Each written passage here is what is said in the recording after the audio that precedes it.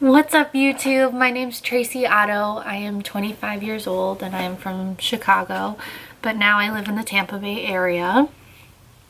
And this is my first YouTube video. I wanted to start my YouTube channel with a Q&A, and I opened up my Instagram for you guys to ask me a bunch of questions. So let's dive right in. Let's see. Short-term and long-term goals. So short-term goals, I would definitely have to say eating healthier, like the obvious things, the things that you do to take care of yourself. And long-term goals, I really want to start transferring on my own, going from one place to another. For example, from my chair, my wheelchair to the couch, or from my bed to the wheelchair, whatever.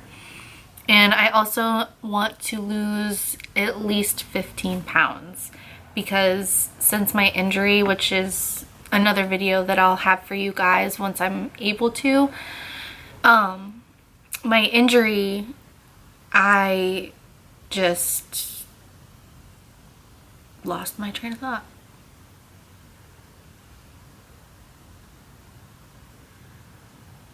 Oh yeah.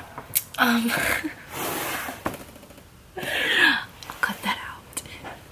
Long-term goal was to lose 15 pounds just because ever since my injury, I don't walk anymore. I'm a quadriplegic, which means all 4 of my limbs were affected.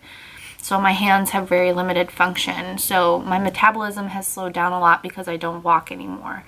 So that would definitely be a big thing, is to lose at least 15 pounds. In light of this major physical change in your life, how have you been able to maintain a happy attitude? You definitely have to actively choose it. You can't let yourself sit in the mess for too long. So for example, when I get bad thoughts or get negative thoughts, I take a minute and I'm like, okay, I recognize it, and then I immediately try to dismiss it after recognizing it and replacing it with a positive thought. So that's something that's been really able to help me maintain a happy attitude. What's the biggest fear you've overcome so far? Back to transferring. Transferring really freaks me out because I'm always afraid that I'm gonna fall. But when I get transfers on my own, and like I said, I get the transfer on my own and I successfully go from one place to another or into my chair, I am really, really proud of myself because I'm terrified of falling during a transfer. Are there good things about being in a chair? Yes, there are. So skipping lines sometimes at certain places, but also the camaraderie that you get when it comes to being in a wheelchair, because we all know kind of what the first stages of, the first couple years of being in a chair is like, and how hard it is and how crappy you feel, and physically, you feel physically sick a lot, and there's just a lot of camaraderie in it. It's really cool. It's like its own little club that we didn't choose to be a part of. Let's see. What is your favorite food? I just love food. It's a problem. I really love food. I think right now it would have to be watermelon. I'm obsessed with watermelon. It is so good. And someone asked, are children a possibility in your future? Yes, as of right now, I can still have kids. In my attack, there was something that could have compromised my ability to have children. So I'm really happy to say that yes, children are possibly in my future. I want 1 or 2 kids, but Not right now. My body's still healing. I need to take a little bit of time first, but yes, for sure. Let's see. Another set of questions. How old are you? I'm 25. I just turned 25.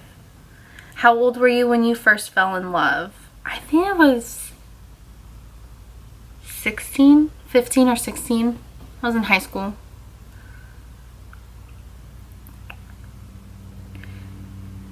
Do you believe domestic or intimate partner violence is a type of pandemic? That's a deep question. Yes, I do. I believe it's a silent one because not a lot of people talk about it. Like, you could be in a room full of men and women and so many of them have been through it. I don't know what the statistics are, but just not too long ago I spoke at a leadership summit in San Antonio for one of my really good friends, Lexi, and she invited all of these people and people signed up, and it was super, super cool. It was such an amazing experience.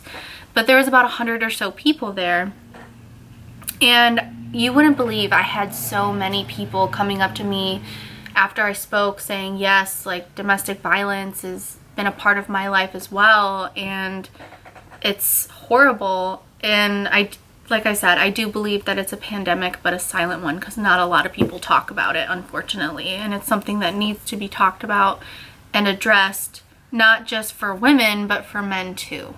So, yeah. Who were you before the attack, and who are you now? I haven't fully accepted that I'm in a chair yet. So I feel the same, but other times I don't. So this was me before. I was doing a lot of fitness and I loved it.